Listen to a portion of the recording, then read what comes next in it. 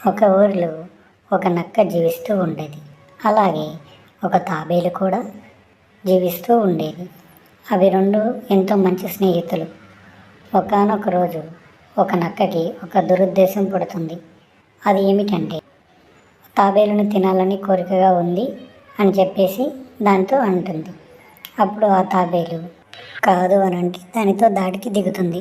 అప్పుడు ఆ తాబేలు ఒక తెలివితోటి, సరే మిత్రమా, నేను ఒప్పుకుంటాను, కానీ ఒక చిన్న షరతు, నేను మంచిగానే ఉంటాను తిననీకే, కానీ నా పైపు వచ్చింది కదా చాలా గట్టిగా ఉంటుంది, నన్ను కొంచెంసేపు నీళ్ళలో నానబెట్టు, తర్వాత నువ్వేం చక్కగా తినచ్చు అన్న మాటలు నమ్మి ఆ నక్క దాని నోటికి కరుచుకొని నీళ్ళ దగ్గరికి తీసుకొని వెళుతుంది.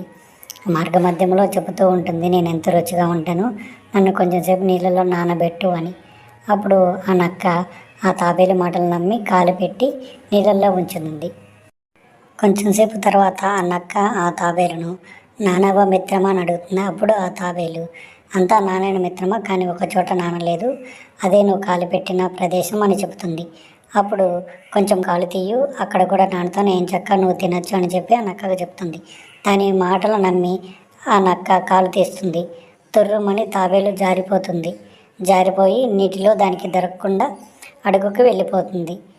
దాని మోసాన్ని అరికట్టింది ఆ తాబేలు. అప్పుడు ఆ నక్క లబో దిబోమంటూ ఏడ్చుకుంటూ తన ఇంటికి వెళ్ళిపోతూ ఉంటుంది.